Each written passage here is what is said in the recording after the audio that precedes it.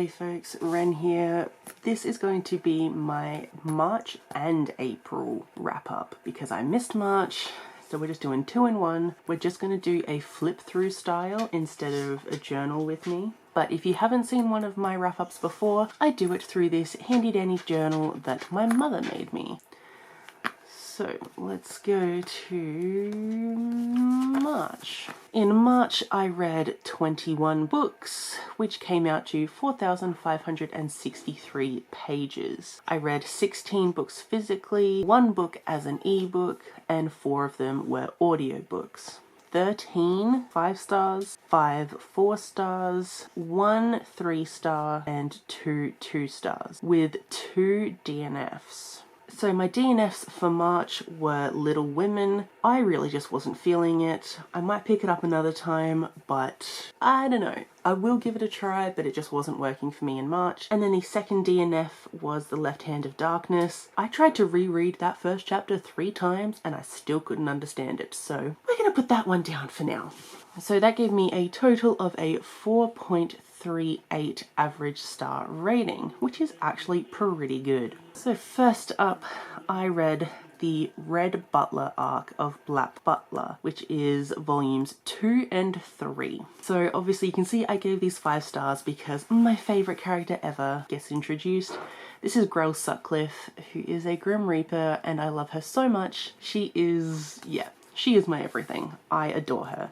I love Black Butler. It's become one of my favorite manga series and my favorite anime. I am just obsessed. So in this arc we follow the Jack the Ripper case, which was really cool and interesting. I love how Black Butler takes on these kind of historical happenings and puts their own Black Butler spin on it. It's always really, really fun.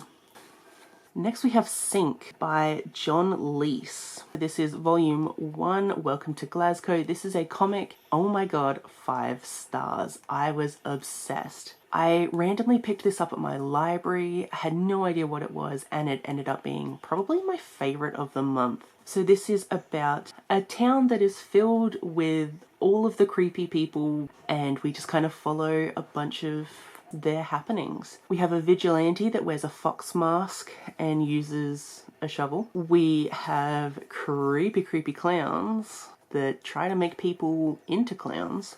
We have people that clean up murders. We have my favorite character, who is Florence, who was a crime boss in this town, but then she moved away, and when she moved she transitioned, but she goes back and she's wearing the best dress and her heels and she's all done up, she looks amazing, walks into this pub and obviously gets a whole bunch of transphobic comments said about her, and she's like, no, screw this, turns around and absolutely destroys everyone in that pub. There is blood everywhere, and at the end of it she's like, oh, you call that a fight? I didn't even have to take my heels off. And I was like, yes, it was so good. I love it. And this is also written in a Glaswegian dialect, which I think was really fascinating. So 5 stars, it was amazing. Highly recommend if you like horror comics. Next up was the Indian Butler arc, which is volumes 4 and 5 of Black Butler by Yana Toboso. These only got 4 stars because there's not much really happening in these volumes. It really is just a curry competition. We do get introduced to 2 new characters and I really like them, and I love their dynamics with Ciel and Sebastian. They both get friends that are the complete opposite of them, which I think is very, very sweet. But overall, the plot of this arc was lackluster.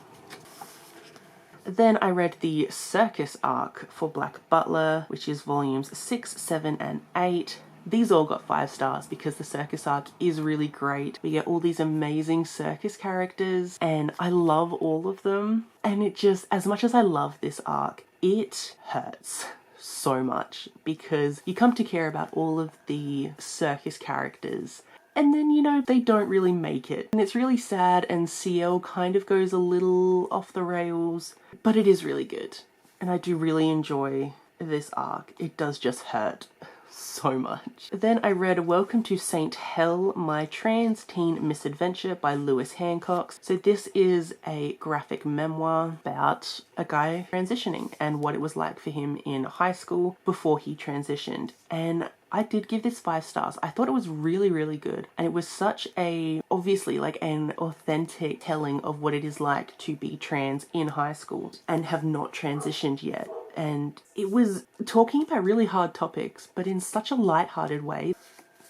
Next, we have another favorite of the month, and that is Sensory: Life on the Spectrum, an autistic comic anthology. Oh my god, this is amazing. 5 stars. Again, a favorite of the month. This is a work by autistic people for autistic people, but also for other people. Like, you don't have to be autistic to read this. If you want to learn more about autism, definitely pick this up. If you are autistic yourself, highly recommend picking this up. I learned so much about myself, how I fit with my autism through this, and it was good to like feel seen. And like the things that I do aren't weird. It was such a great, comforting read. I really can't describe it, except it's amazing, and I felt really great reading it. I want to read it again constantly because it does make me feel safe. It's really good for people with autism, or if you don't have autism, seriously, pick this up. It's great.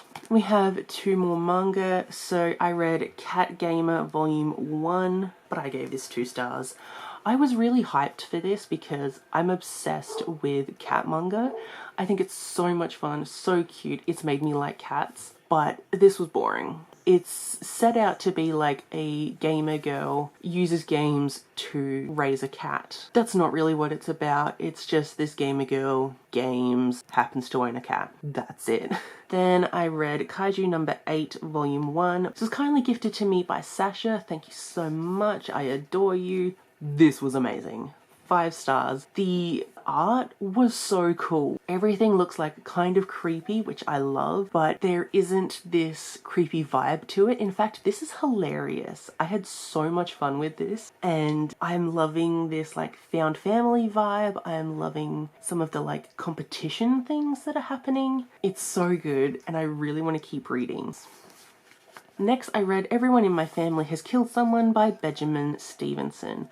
I gave this 4 stars. I did really like it. It was super interesting, but whodunits just aren't for me.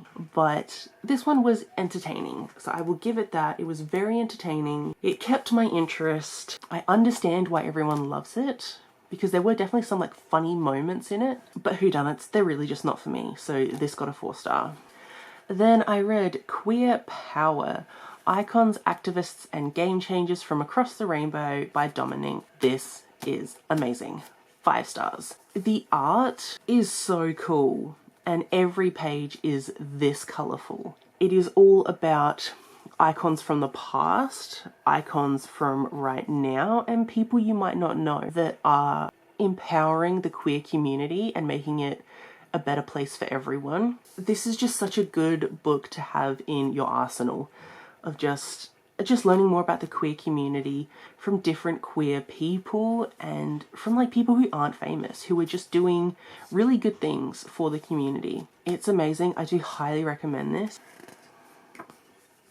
So then I read Monstrous Devices by Damien Love. This was not at all what I expected. It gets 4 stars. This is a middle grade, right? But it was kind of creepy, and I loved it. So it's about these like robots that are controlled by humans, but the robots are kind of like golems. They will, and what you do to make one of these robots come to life is a human puts like a bit of themselves into the robot, and then it comes alive and can act on that human's will. That was creepy. Having like bits of skin inside a robot, creepy. I loved that aspect of it, and it was a really interesting tale of this kid and his grandpa like traveling the world trying to run from people who want their robot. And it was super interesting, and I'm shocked about how much this kept my attention and didn't feel like a cheesy middle grade. It's a really good middle grade. I do definitely recommend this, and I'm really interested to continue this story. Next, I read Unguarded by Jay Hogan, and I gave this 4 stars. It's a super cute, queer contemporary. So this guy is down on his luck and he ends up in this small town, and he ends up becoming a vet's assistant with no experience at all. He ends up falling for the vet themselves, which is very cute. There's so many animals, which is great. And the vet has a son, so it's like a single parent romance. The vet is coming to terms with his sexuality. He already knows that he's bisexual, but he's going to come out now, and so that's a whole thing. And this other guy is having to sort out his life so he's not relying on someone else. So I very much enjoyed that. 4 stars. So next I read Awakened by Moni Boyce. Ooh, 2 stars. I was so hyped for this.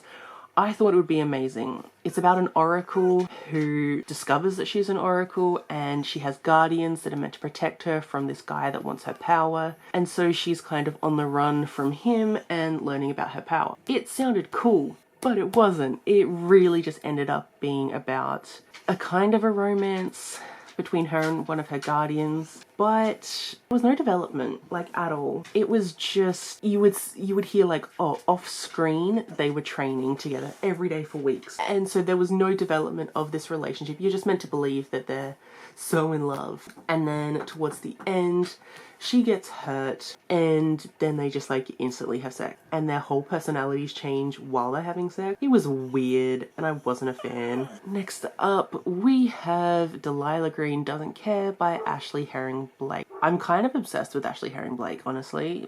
She writes the best queer books. And so I gave this 5 stars, if you can see by all the shinies. I adored this. This was so much fun and so real. Like, all of these characters felt very believable. I loved the small town. I loved the very genuine relationship between Delilah and Claire. This felt like a true romance. It was slow, and you got to see the emotions going through each character and like what they were feeling, so you believed it more. There was no conflict for conflict's sake. Things made sense. But I just love this, and if you haven't read this, I highly recommend picking it up. So then I read My Lady's Lover by Nicola Davidson. This is a sapphic historical romance between a lady and her, like, lady's maid, I guess you could call it. I gave this 3 stars. I really, really enjoyed it. That massage scene, if you know, you know.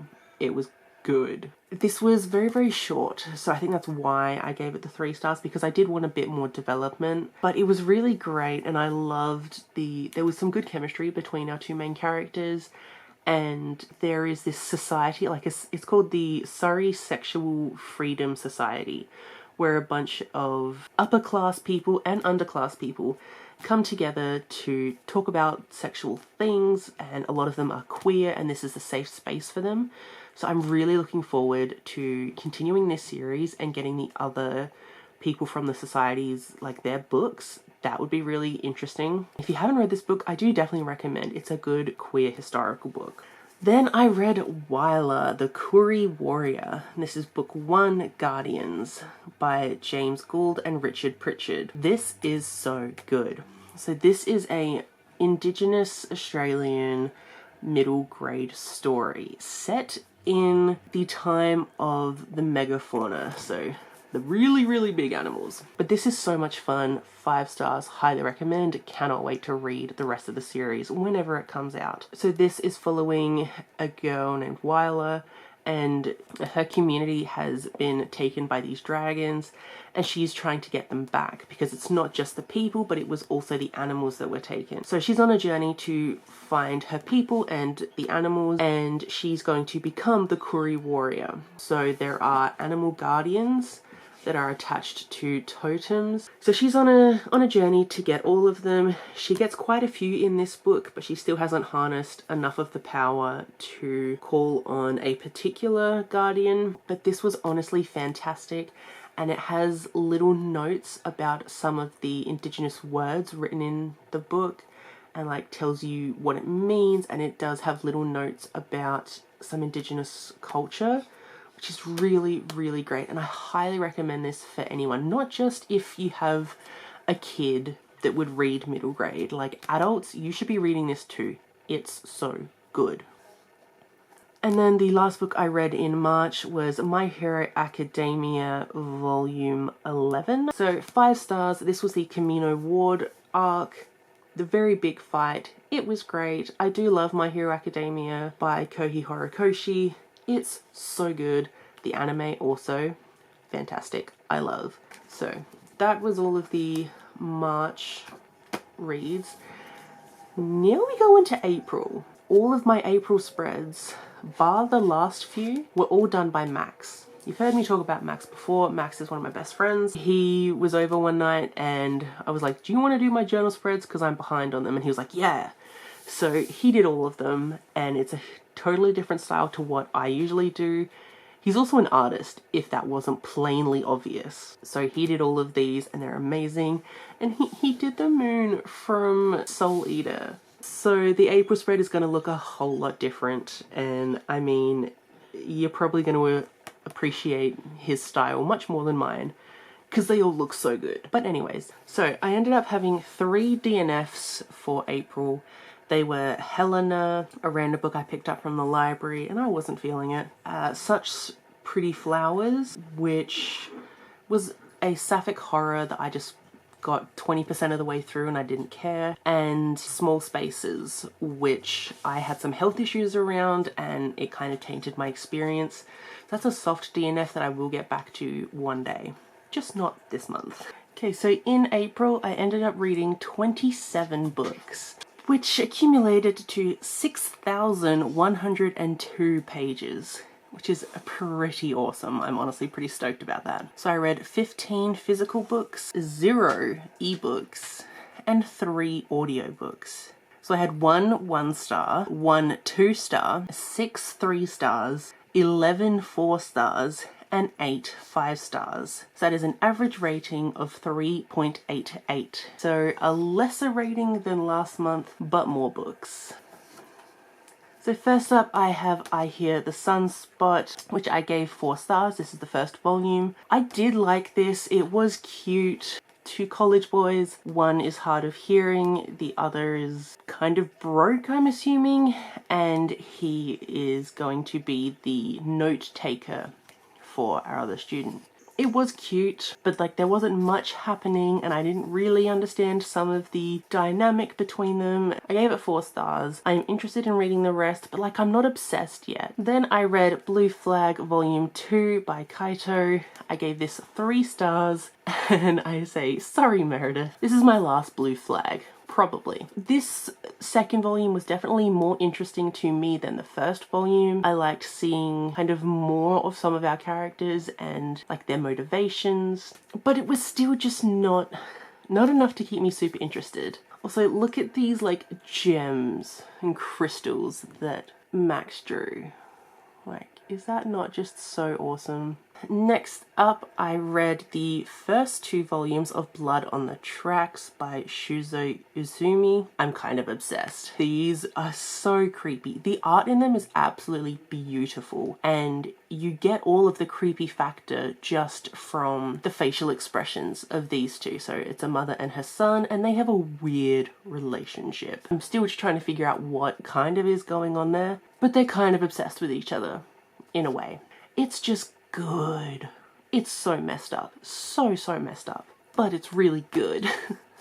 I really liked it. I gave both of these volumes 4 stars. Then there is obviously some more Black Butler, because of course there is. So I read the Phantom Hive Manor Murders arc, volume 9, 10, and 11.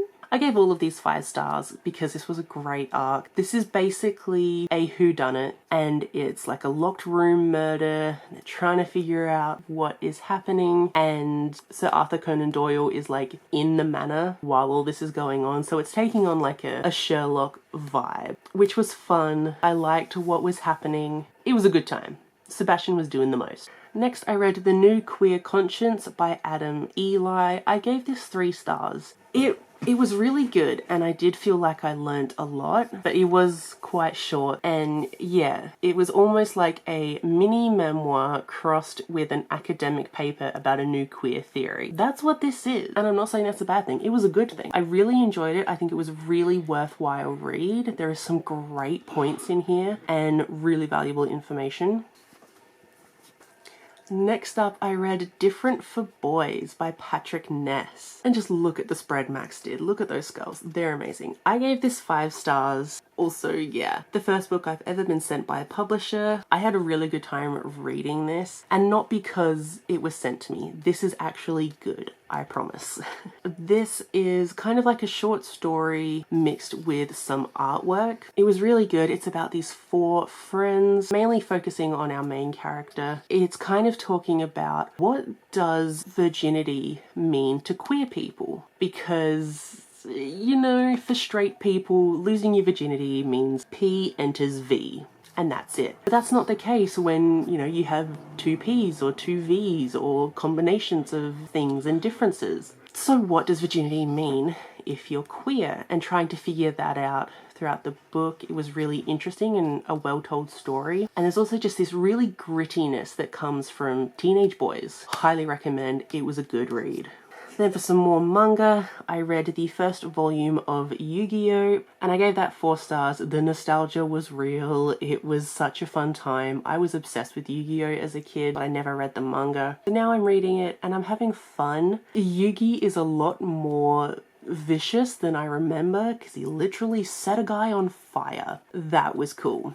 I do like this whole playing games to get back at bullies. I think that's really fun. And yeah, I'm having a good time, but I really want the card game to start because that was the best. Then I read the first volume of Full Metal Alchemist. I did enjoy this, but for the first part, I didn't care. I wasn't interested in what was going on at the beginning, but towards the end, it became much more my style, where it was the brothers were fighting, there was adventure stuff happening, it was fun. So then I read My Dearest Darkest by Kayla Cottingham. I gave this 4 stars and I had a really good time with this. This is dark academia and it's sapphic, and there is a supernatural creature kind of connected to this school. This was really good. It was messed up, but in the best way. So there is this particular creature that is kind of connected to the school and just kind of connected to the land, and some of these girls find it because I think it's a girls' school, and so some of these girls find this creature, and what this creature says a lot is, I can give you anything you want, just make the wish. But if something requires a lot of her energy, then she needs something in return. And often what she needs is a part of you. So sometimes it's fingernails, sometimes it's hair, sometimes it's eyeballs. It was really cool and gruesome to see these teenage girls like ripping out parts of themselves to get a wish. Super interesting, super creepy. I loved the little investigations that were going on to figure out who this creature is. I loved the discovery of being queer that one of our main characters goes through. She realizes she's a lesbian, and getting to see that was really interesting. I liked the relationship that was happening. There was definitely some Mean Girls vibes at like the beginning of this, which I didn't care for. So the first half I didn't like so much, the second half loved. Then I read 2 more volumes of My Hero Academia by Koki Horikoshi. I gave both of these 4 stars. I started to not care as much about My Hero Academia at this point. It might have just been the story arc. I was just kind of over it. I didn't care about all these other schools, and for some reason these tests weren't as interesting in the manga as they were in the anime. So like for this section, the anime was better. But still having a good time with the series, will still continue. Then I read The Stranger Beside Me by Anne Rule. This is a non-fiction about Ted Bundy, who was a serial rapist and serial killer. It was really interesting to get to know the Ted Bundy case because I didn't actually know it And Ted Bundy was definitely creepy, and it was so disturbing how easily he could take a victim. Because he was attractive and charming, he could just say, hey, I need some help, and women would just follow him without any hesitation, and that is scary. He has so many victims, and it's just... ooh, it is scary, for sure. And towards the end of the book, Ted Bundy went on this, like, frenzy, and that... oh, that was so unsettling because it was so brutal. There were so many victims from like a singular night, and it was horrific. Oh my gosh, that was definitely a lot. But the reason I only gave this 3 stars was because, I mean, it was long. It did not need to be 500 pages. All this stuff to do with Anne, because she was a friend of Ted Bundy, it definitely does try to humanize Ted Bundy a lot, which, like, I understand she was his friend. She's still conflicted about who he was compared to who she knew. I understand that. Like, I don't want to humanize this guy. This guy should burn in hell consistently forever. Like, disgusting human being. I didn't want him to be humanized. So that's why I got the 3 star. Then I read everyone's favorite, Legends and Lattes by Travis Baldree. Unfortunately, I only gave this 3 stars. I did like it. It was cute. I will definitely give it that. I loved the found family vibe that was going on within the shop and how everyone was brought together into this shop. And the baker was named Thimble. Best. Give him everything he ever wants. Adorable. Love him. But I know that this is a book where nothing happens. I knew that going into it. And still I just wanted something to happen. The whole time. I'm like, can something just happen? Please. And it never did. And that did kind of annoy me. I think maybe if I reread it, I might like it more. Then we have this lovely spread. So I made a joke to Max. I was like, oh, you should actually draw that. And so he drew it. And like, it's hilarious. Yeah, so this is from The Vegetarian by Han Kang. This is the book I gave 1 star. So this is about a woman who becomes a vegetarian, and she's also going through some really severe mental health issues, but no one seems to care about that. We never get anything from her point of view. There are 3 parts to this, and they're all told by people in her life, but not her. So first up is her husband, who kind of just despises her, really, because she's stopped eating meat, and everything's about him because he's a whiny little baby. There is marital rape in this, which no one really talked about. Then the second person we get is her brother-in-law, and her brother-in-law sexualizes her so much because she has a Mongolian mark, which is a blue-ish kind of marking on the skin, kind of like a birthmark, but it goes away, but apparently it didn't with her. And he sexualizes her so much. It's creepy, and he asks her to be a part of his art show, and he draws a bunch of flowers on her, which she loves, but he sexualizes her so much that, again, he rapes her. And the third point of view is from her sister, and her sister pities her so much, because at this point, the woman has been hospitalized because all she wants to do is grow a flower like this out of a particular area, you know? And I'm like, just let her. Like, she does need help, for sure. She's going through some things, but the way everyone talks about her, it's awful. Like, I just want to hear from her. I was so interested in the little snippets that we got of her speaking of just how she feels about her body, how she feels about meat, how she feels about having all those flowers painted on her skin. That was interesting. I want a book from her point of view, not any of this. Then I read Death Note Volume 2, the Black Edition. So for a little bit I wasn't enjoying this. I don't know why. I was just a bit like, it was like repeating the same story, and I was like, kind of bored. But then we got a second Kira, which was awesome, and another Shinigami, which was really cool. A female being the second Kira was really cool, and I really liked that. I thought that was so interesting, and I really wanted more of her, and I think everything to do with her and her storyline was really interesting. And then also we have Elle knowing that Light is Kira, but still like kind of being buddies with him and still testing him constantly, letting him be in on the investigation. It's so interesting the way they're just like everyone's playing each other, and that's fascinating, and I really love that. So 4 stars. Then I read Soul Eater volume 18, 5 stars. Probably my favorite volume of the entire series. This is my favorite manga series ever, and I loved everything about this because they're inside a book and they're going through each chapter, and each chapter is a different sin from like the 7 deadly sins, 7 layers of hell as well. So interesting. I need to read volume 19 right now.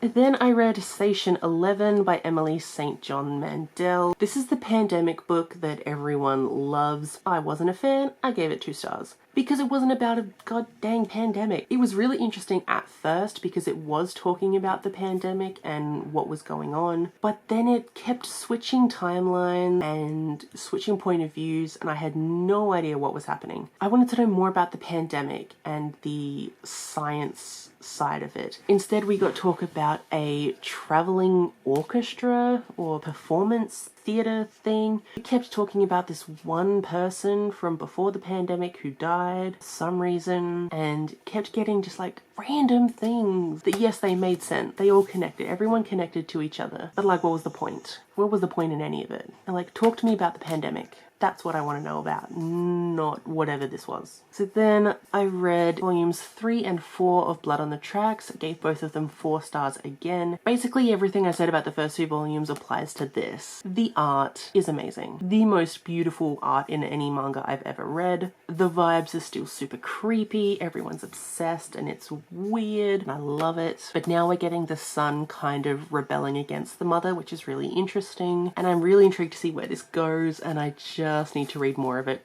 right now. Then I read Cat Massage Therapy Volume 1 because, like I said, I'm interested in cat manga. This got a 3 stars. It was like, there wasn't much going on. It was literally a cat that was a massage therapist, and no one questioned that. And no one questioned why it could talk. You were having conversations with a cat who was running a business. Give me information, please. But no one was. Like, it was cute, but nothing was really happening and I was kind of bored. So 3 stars.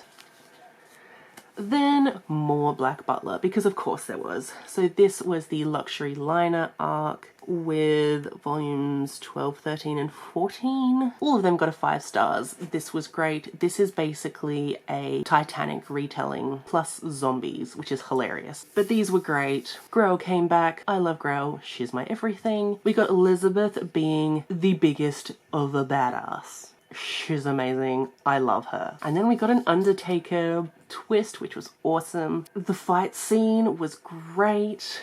I love the certain things about Undertaker. It was great. I love it so much. And then the last book I read in April was Stay Gold by Tolby McSmith. This was a random read for me. I picked it up because I needed a medal in the title to complete my Aurelium TBR. I had been putting off this book for a long time because I didn't think I'd like it, and I was giving it 4 stars. And it really hit me hard. There were tears in my eyes at the ending of this. Like, wow. So this was very typical teenage drama happening. Cheerleader and a new guy who's kind of weird, and oh, they can't be together because, you know, she's a cheerleader and she has to be the cheerleader. Popular girl in school, so she can only date like the quarterback because that makes sense. All that kind of crap, honestly. So that I didn't enjoy, but we have our main character who is trans, and everything he goes through hit me really hard. Because, you know, the way he talked about binding and how it was just an essential that he needed in his everyday life, that spoke volumes. The way he was constantly afraid of being found out, that made heaps of sense. The absolute devastation he feels when he gets misgendered or gets dead named, the struggle he has with his parents and them accepting him. But I really loved everything to do with him. A huge warning for assault, because he does get assaulted for being trans and it is brutal, so warning for that. But it was a really good book. I do recommend this. I didn't think I would, but I do. But that was the last read I had for April. So, and let me know what you thought of Max's style. It's very cool. You could clearly see that, like, these were the ones I had to do to try and copy him. Yeah, so these were me trying to copy Max's art style, so you can definitely see the difference. Don't ask what was happening here. This was meant to be water, and then I just didn't care. But I tried my best to emulate Max's art style. I don't think it worked very well. But also let me know what you thought of just doing a flip through, or if you preferred the journal with me, and I will try and accommodate for next month. But thank you so much for watching, and I will see you in my next one. Bye!